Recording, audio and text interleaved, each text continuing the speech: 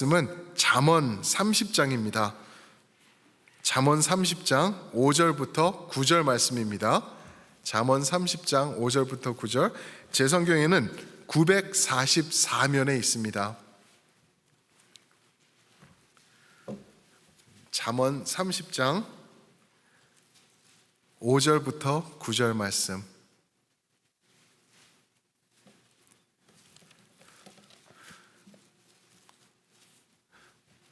5절부터 9절 말씀 찾으셔서 저와 한 절씩 교독하시고 9절은 합독하실 때 제가 먼저 5절 봉독해 드리겠습니다. 하나님의 말씀은 다 순전하며 하나님은 그를 의지하는 자의 방패시니라. 너는 그의 말씀에 더하지 말라. 그가 너를 책망하시겠고 너는 거짓말하는 자가 될까 두려우니라. 내가 두 가지 일을 주께 구하였사오니 내가 죽기 전에 내게 거절하지 마시옵소서. 곧 헛된 것과 거짓말을 내게서 멀리하게 하시며 나를 가난하게도 마시고 부하게도 마시옵고 오직 필요한 양식으로 나를 먹이시옵소서. 함께 읽습니다. 혹 내가 배불러서 하나님을 모른다 여호와가 누구냐 할까 하오며 혹 내가 가난하여 도둑질하고 내 하나님의 이름을 욕되게 할까 두려워함이니이다. 아멘. 오늘 이 말씀을 가지고 순전한 기도, genuine prayer라는 제목으로 우리 말씀을 전해주실 분은 우리 김솔 전도사님이세요. 김솔 전도사님. 김솔 전도사님은 이제 우리가 7월 달에 사역을 시작하면서 저희 찬양 인도자로, 그리고 우리 영어회 중 담당 전임 사역자로 우리 교회에서 이제 사역을 하시게 됐습니다. 얼마나 저희가 기도하면서 오랫동안 기다리던 하나님의 응답으로 보내주신 우리 사역자세요. 우리 지금 Biblical College Seminary라 그러죠. Biblical Seminary에서 지금 MDiv를 지금 마무리하고 계시고요. 이제 한 클래스, 두 클래스 남으셨다 그랬나? 예, 두 클래스 정도 남았고 이제 그것을 마무리하시면서 이제 또 목사의 사역자의 길을 또 가시는 우리 귀한 전도사님이십니다. 우리 나오실 때 한번 잘 오셨습니다, 환영합니다 하는 뜻으로 우리 박수로 맞이해 주시면 좋겠습니다. 전사님. 예.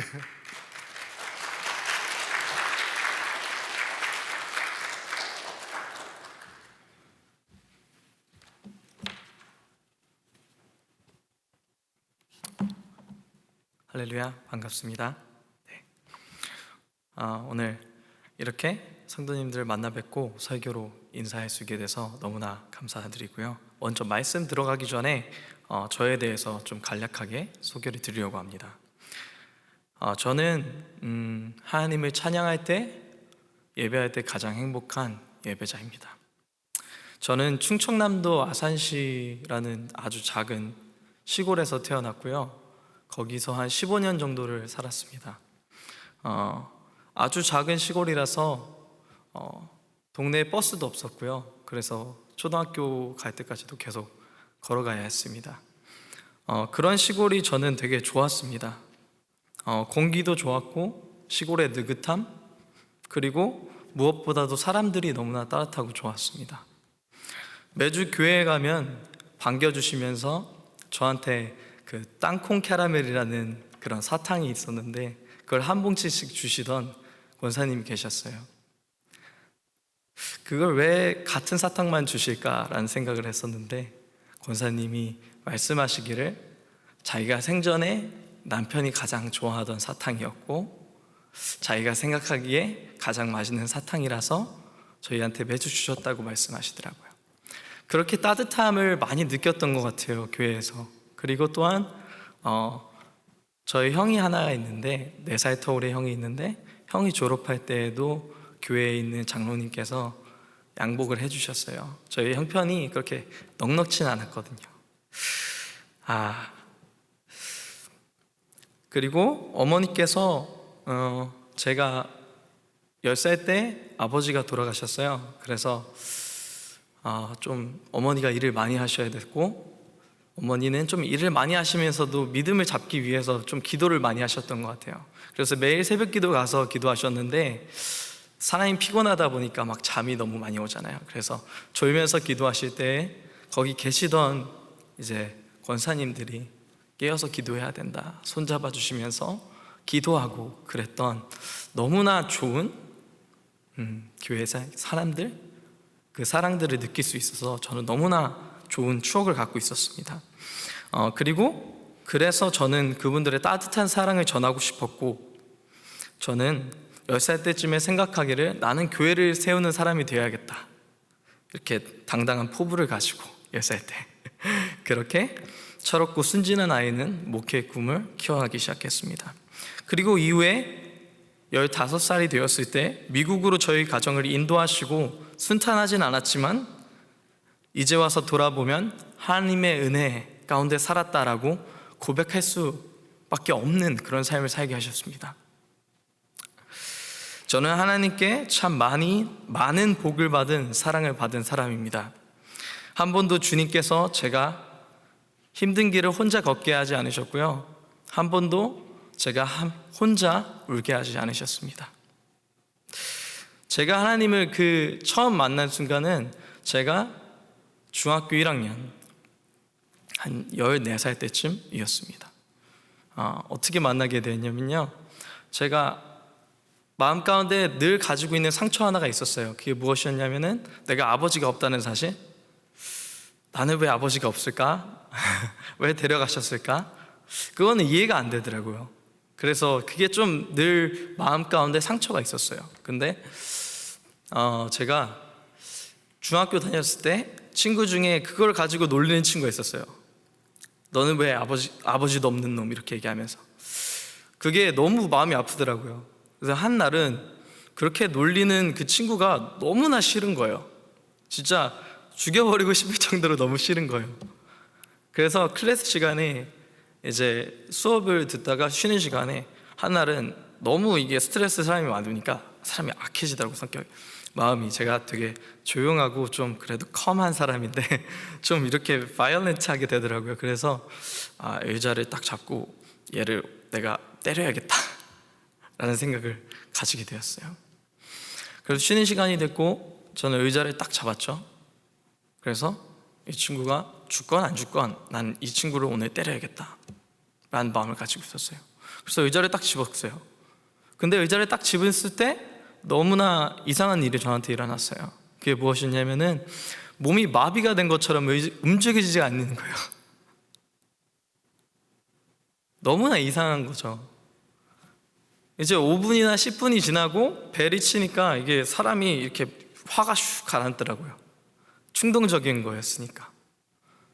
그리고 나서 집에 가는 길에 계속 생각을 했어요. 왜 몸을 움직일 수 없었을까? 왜 움직일 수 없었을까? 그렇게 생각하는 와중에 저는 그때 처음 하나님의 음성을 들었습니다.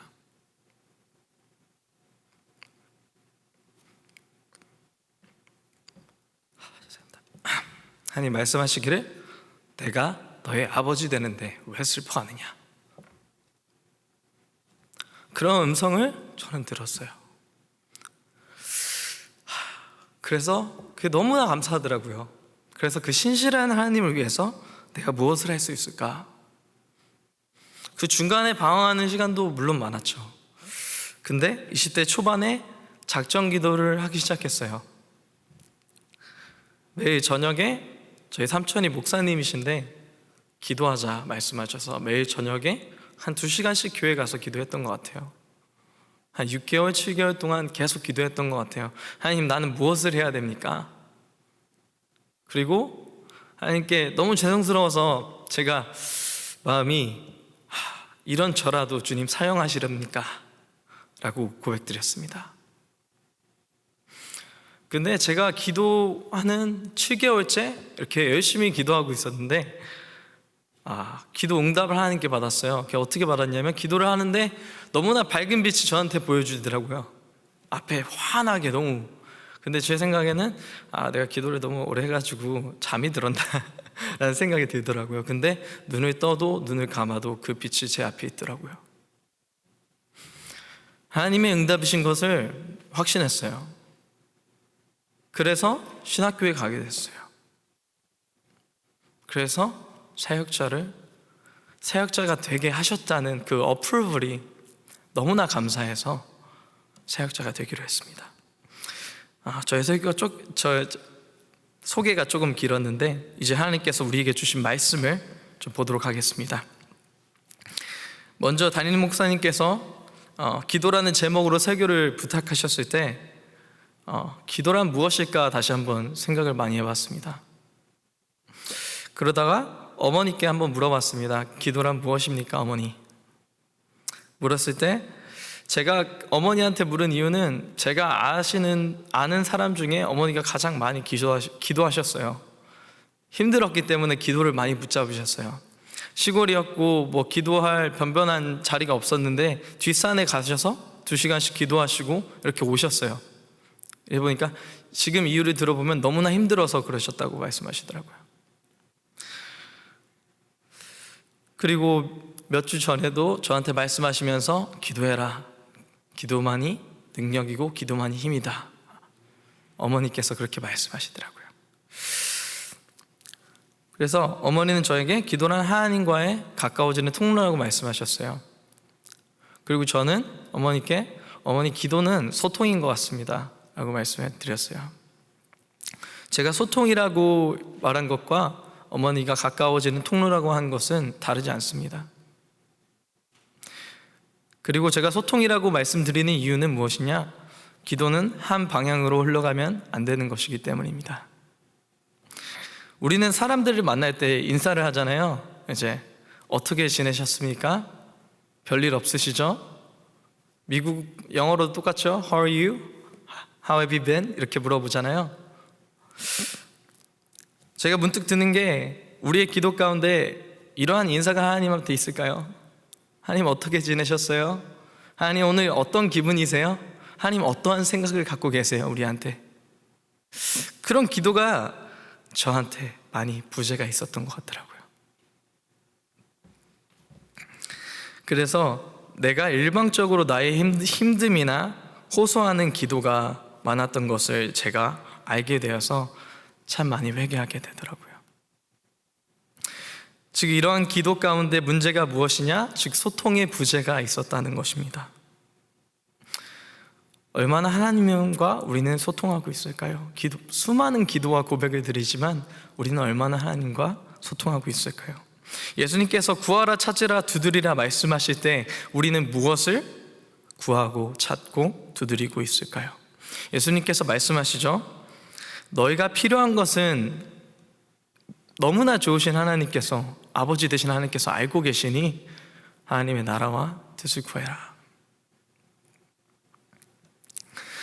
즉 오늘 설교 제목처럼 순전한 기도는 하나님의 뜻과 나라를 위해서 기도하는 것입니다. 그렇지만 하나님과 뜻과 나라를 구한다는 것은 너무 abstract하죠. 추상적이죠. 그렇기에 오늘 아굴의 신앙 고백을 통해서 우리는 이러한 순전한 기도에 대해서 교훈받기 원합니다.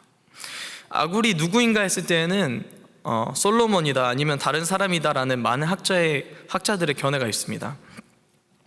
오늘 저희는 본문 말씀 그대로 그냥 야게의 아들 아굴로 이해하고 그가 누구인가에 보다 그가 어떠한 기도를 했는가 거기에 초점을 두고 집중해 보도록 하겠습니다. 먼저 아굴은 잠언에 기록되었을 만큼 지혜자였고 사람들의 인정을 받는 사람이었습니다. 그런 그가 5절에 말하는 것은 나의 작은 지식으로 하나님을 이해하거나 알 수 없으니 순전한 하나님의 말씀을 듣고 의지하라는 것입니다. 이 당시에 지혜자로 일컬음 받는 그가 말하고 싶은 것은 순전한 말씀을 의지해야 된다는 것입니다. 얼마나 말씀을 붙잡고 살아가고 있는지 이 지혜서를 읽는 사람들에게 도전하는 말씀이기도 합니다. 이러한 고백을 하는 아굴은 7절 말씀에 이렇게 고백합니다. 내가 2가지 일을 주께 구하였사오니 내가 죽기 전에 내게 거절하지 마옵소서. 하나님 나의 기도는 꼭 들어주셔야 합니다 하는 그의 간절한 고백을 볼 수 있습니다. 또한 죽기 전에 주시옵소라는 말은 그가 이런 기도를 오랫동안 했다는 것과 이 기도의 내용대로 살려고 했다는 것을 우리에게 알려주고 있습니다. 너무나 쉽지만 우리가 잊어버리고 사는 사실 중에 하나는 마음을 담지 않는 기도가 습관처럼 하나님께 드려진다는 것입니다. 이 말씀을 우리라고 하기에 부끄러운 것이 제가 그렇습니다. 제가 2주 전에 이제 마지막으로 사역을 하는 교회에서 찬양 인도를 대예배 때 하게 되었는데, 제가 찬양을 인도하는 날에는 이제 아침에 계속 찬양을 듣고 운전을 하면서 가요. 그렇게 가는 길에 이러한 말씀이 저한테 오더라고요. 히브리서 11장 6절, 믿음이 없이는 기쁘시게 못하나니. 너무나 찔리더라고요. 마음이 너무나 무겁고 너무나 회개하게 되고, 기도하기 전부터 펑펑 울면서 하나님 앞에 너무 죄송스러워서 매 순간 믿음을 다해서 하나님이 예배하지 못한 저의 모습이 너무나 부끄러워서 울고 또 울었습니다. 그리고 하나님을 찬양했습니다. 그 어느 때보다 더 진실되게 하나님을 예배하고 찬양했습니다. 한 반 정도는 찬양을 못했던 것 같아요. 계속 울고 있어서. 그런데 말씀해 주시기를 찬양이 너무 좋았다라고 말씀해 주셔서 너무나 감사가 되고 위로가 되더라고요.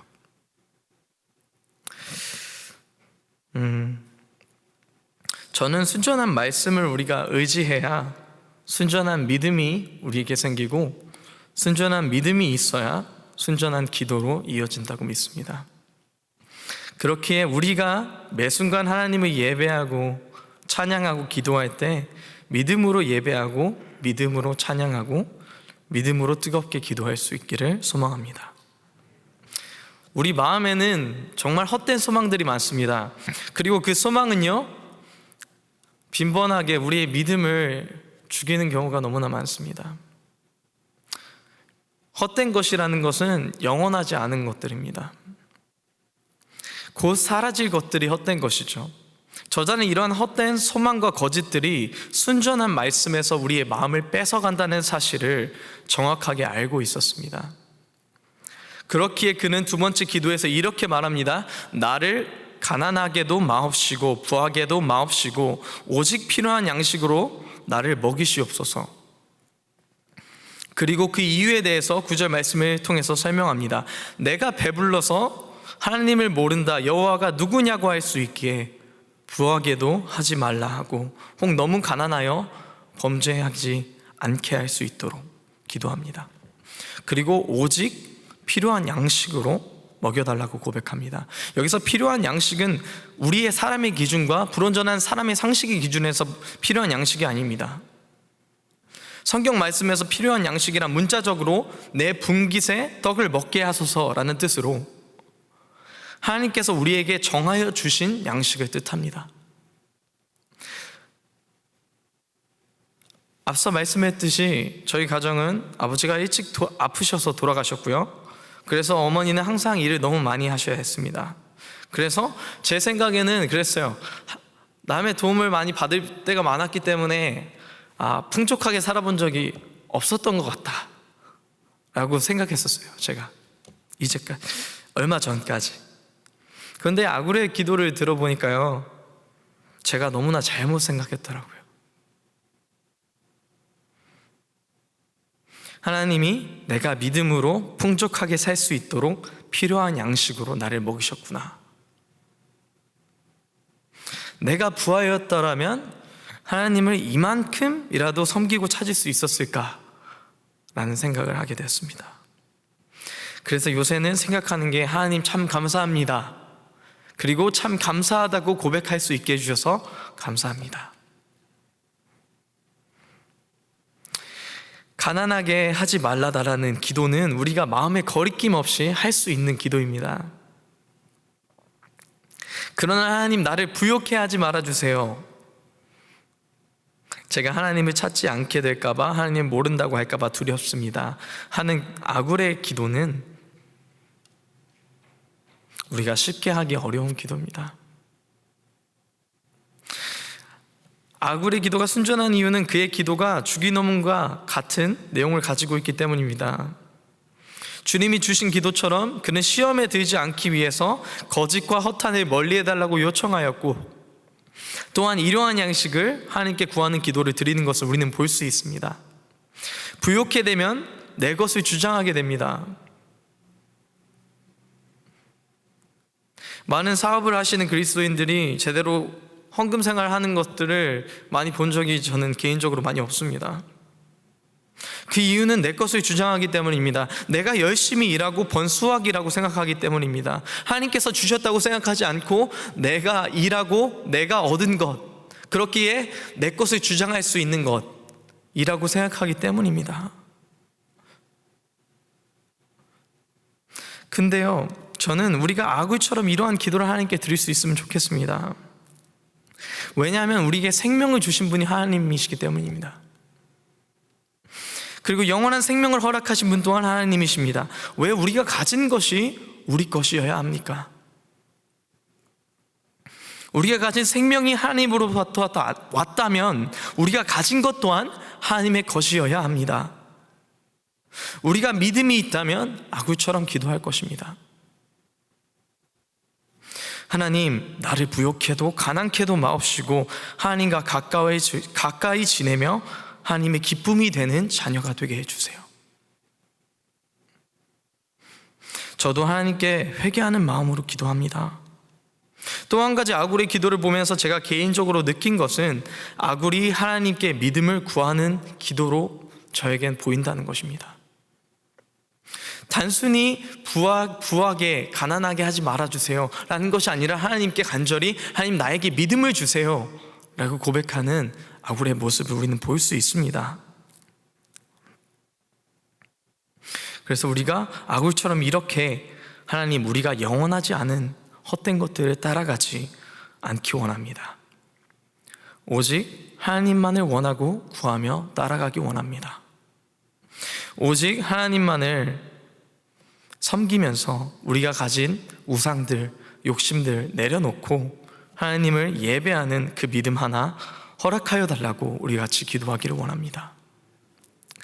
제가 이 첼트넴 교회에 와서 참 감사한 것이 하나 있는데요, 2주 전에 기도철에 참석하였을 때입니다. 이전부터 목사님께서 새롭게 예배를 이렇게 시작하신다고 했을 때 그렇구나, 아니면 제가 이렇게 아직 사역을 시작하기 때문에 그렇게 와닿지는 않았습니다. 죄송합니다. 그리고 저는 제 개인적으로 생각으로는 그게 오후에 진행되는 줄 알았습니다. 당연히, 너무나 당연하게 그게 상식이기 때문입니다. 그렇지만 그게 본 예배 시간으로 그 시간을 양보한다고 들었을 때에는 저는 너무나 놀랐습니다. 어떻게 그렇게 할 수 있을까? 그리고 어떤 교회가 이렇게 할 수 있을까? 그 자체가 너무나 은혜가 됐습니다. 그리고 제 자신이 조금 부끄러웠습니다. 나도 첼트넴 교회 목사님과 성도들의 희생과 결단만큼 내 자신이 결단하고 희생을 각오하게 오고 온 게 아니구나 라는 생각이 들더라고요. 그래서 기도하면서 예수님께 너무 죄송해서 참 울보처럼 들릴 수 있지만 또 많이 울었습니다. 그리고 예수님, 나를 위해 죽으신, 그리고 나를 위해서 부활하신 그 예수님이 너무나 감사하기 때문에 저도 희생하기로, 결단하기로 다짐하면서 이 교회를 마음으로 섬기려고 합니다. 참 나약한 사람입니다. 저는 매번 예배 가운데 하나님 임재를 못 느끼는 경우도 많고요, 온 마음으로 하나님 예배 못 드려서 죄송할 때가 더 많습니다. 그런데요, 저는 하나님께서 보실 때 참 부족한 종은 맞는데 하나님이 보실 때 미워할 수는 없는 종인 것 같습니다. 왜냐면요, 저는 넘어져도요 하나님을 다시 찾습니다. 하나님이 한 번도 저를 심화시킨 적 없으시고 여기까지 이렇게 인도하셨기 때문에 늘 하나님을 찾는 예배자입니다. 사랑하는 성도님들, 우리가 믿음을 구하기 위하여서, 지키기 위하여서 하나님 앞에 하나님 나를 부욕해도 말게 하시고 가난케도 하지 마시옵소서라고 고백하면 내가 하나님이면 이 기도 듣고 너무나 기쁠 것 같아요. 내가 하나님이면은 더 많은 축복을 주고 싶을 것 같아요. 이러한 기도를 내가 하나님이고 내가 듣는다면. 우리 그 신실한 하나님께 아버지처럼 기도할 수 있으면 좋겠습니다. 믿음을 더하여 달라고 우리 삶 가운데 좌정하여 주셔서 헛된 소망과 거짓을 제하여 주시고 오직 하나님의 뜻과 나라를 위하여 이 삶을 주님을 위하여 사용해 달라고 기도했으면 좋겠습니다. 기도하겠습니다. 하나님 감사합니다. 예배할 수 있게 해주셔서 감사합니다. 말씀을 들을 수 있는 자리로 인도해 주셔서 감사합니다. 부족한 저에게 이렇게 건강한 교회와 하나님의 뜻을 따르려 노력하는 성도님들과 함께 할 수 있게 해주셔서 감사합니다. 우리가 연약하고 나약하지만 하나님의 순전한 말씀을 방패로 의지하고 고백하며 살아가게 하여 주시옵소서. 또한 하나님께 기도드릴 때 순전한 기도를 드릴 수 있게 하셔서 허탄과 거짓을 멀리하도록 하시고 부하게도 가난케도 마시며 우리가 순전한 믿음을 하나님께 구할 수 있도록 하시옵소서. 하나님 아버지, 우리 같은 죄인을 위해 희생해 주셔서 너무나 죄송하고 감사합니다. 우리의 희생은 주님의 것과 비교할 수도 없지만 우리가 하나님의 종이 되겠습니다. 하나님의 뜻과 나라를 위하여 구하고 찾고 두드리면서 이 생을 살아가겠습니다. 늘 우리의 삶 가운데 동행하여 주셔서 너무나 감사합니다. 이 모든 말씀 예수님의 이름으로 기도드렸습니다.